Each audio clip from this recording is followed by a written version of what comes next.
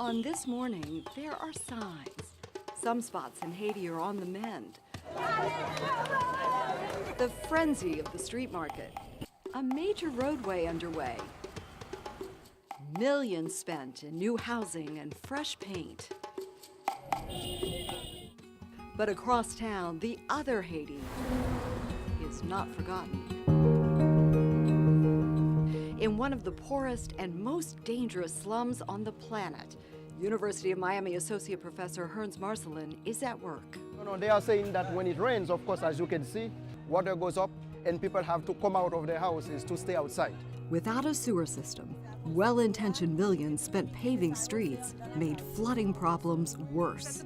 The work was supposed to facilitate their lives, but it has complicated their lives. This is just one of many visits the Haitian-American anthropologist has negotiated in the slums of Cité Soleil. Comment ça va? C'est depuis 2008. For UM's Inter-University Institute for Research and Development in Haiti. It was even necessary to work with the gangs, the young people exposed to gangs, in order to make them understand the necessity for them to create spaces for dialogue. This gang-controlled slum, named City of the Sun, became even more dangerous after Haiti's darkest hour.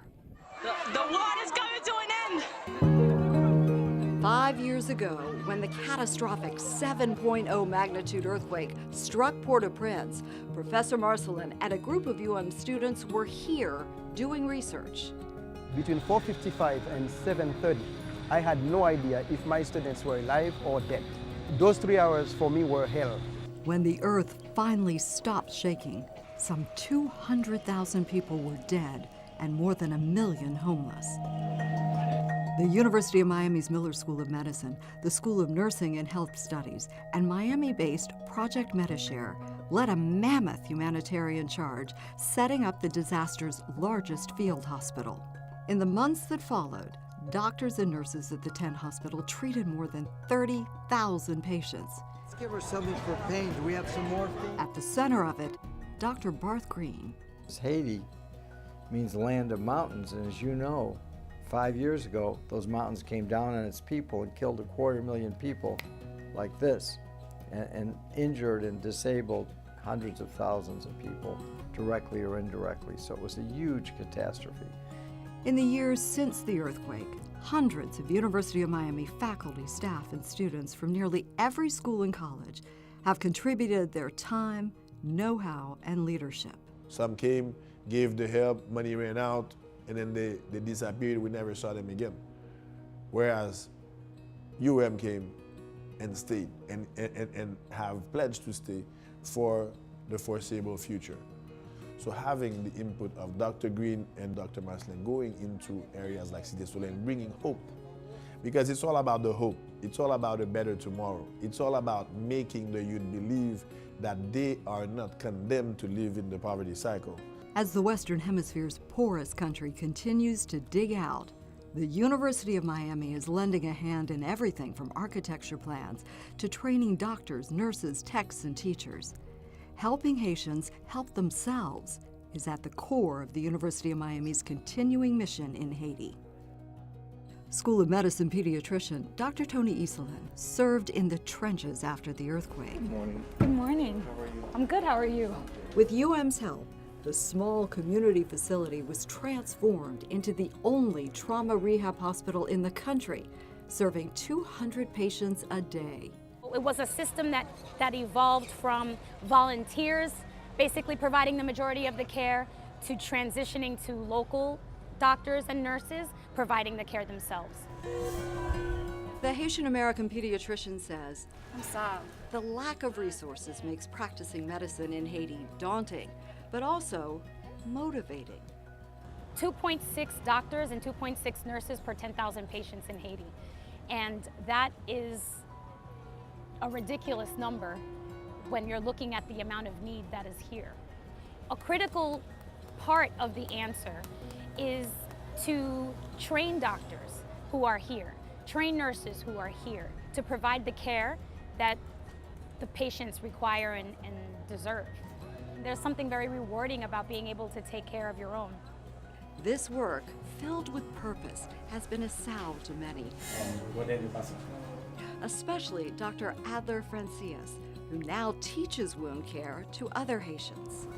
I had so much pain in the past with the loss of my daughter, my sister, my cousins during the earthquake, and I find out treating, healing people helped me heal myself, and this is the reason why I got this commitment to wound care.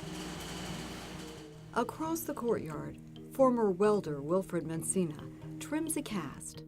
Wilfred lost his right leg in the earthquake, but gained a calling.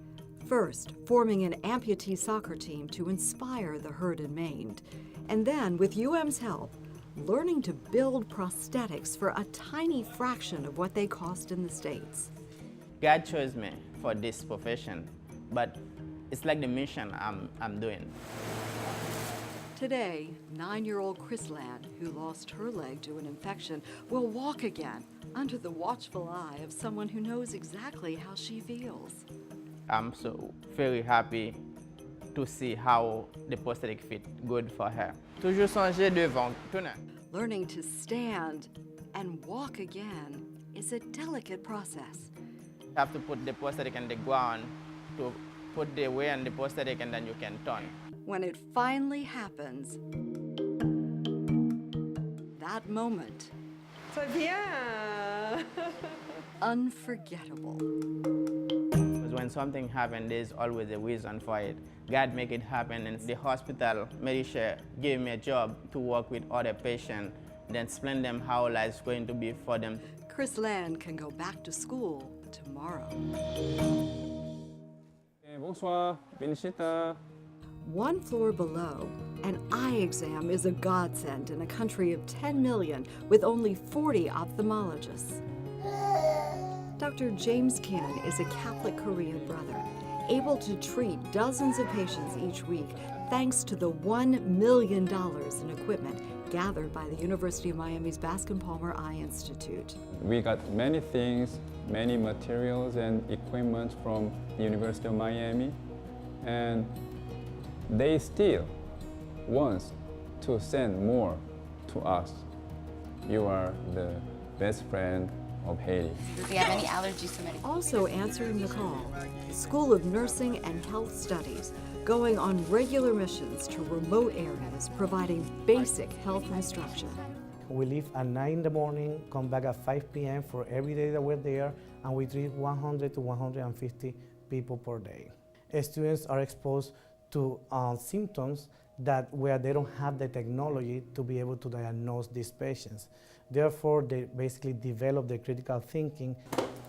Raising standards, training specialists, and realizing the dream of building a permanent state-of-the-art trauma hospital top a long list of dire medical needs in Haiti.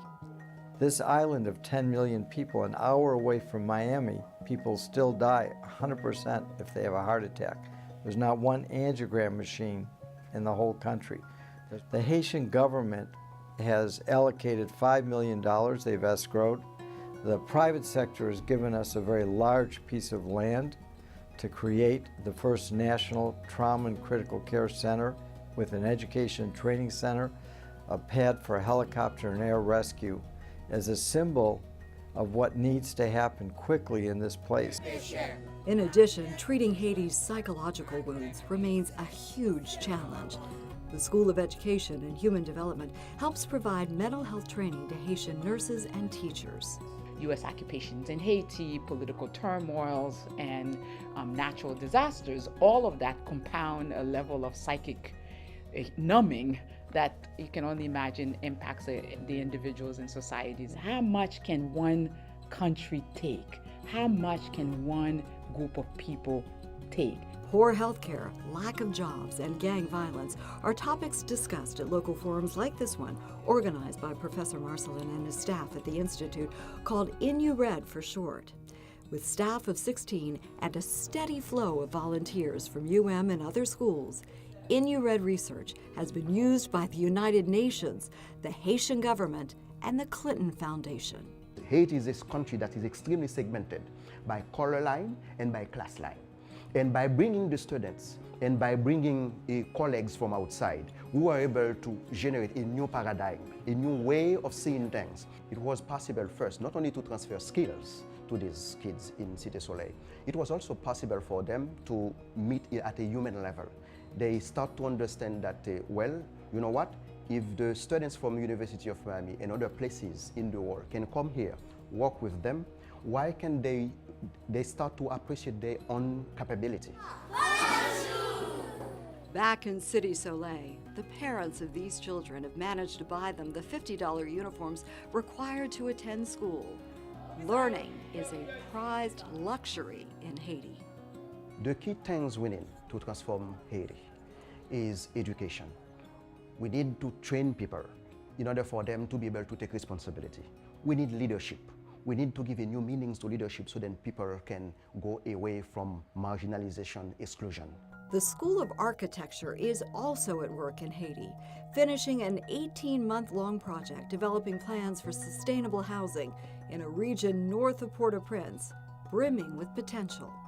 Haiti is a country that is spectacularly beautiful on the one hand, with great cultural heritage, dramatic landscapes, and a people with great courage and tenacity. That has attracted all of us to partner with these individuals so that they can empower themselves and fulfill their own dreams. At the foot of the National Cathedral, this blind man's song laments the losses of the earthquake. 5 years later, the church is still in ruins. The School of Architecture hosted an international design competition to generate interest in raising the millions needed to rebuild the beloved landmark. Yes, there is hope. I hope that Haiti can advance. Haiti will do it, but it will require a lot. It's much more than just giving a hand to Haiti. It's about investing in Haitians believing in themselves, and this is going to take a long time. And sometimes I can say, I'm not just hopeful, sometimes also I'm hopeless. But I think that the hopefulness of what I do gives me more energy to work. That work is much appreciated.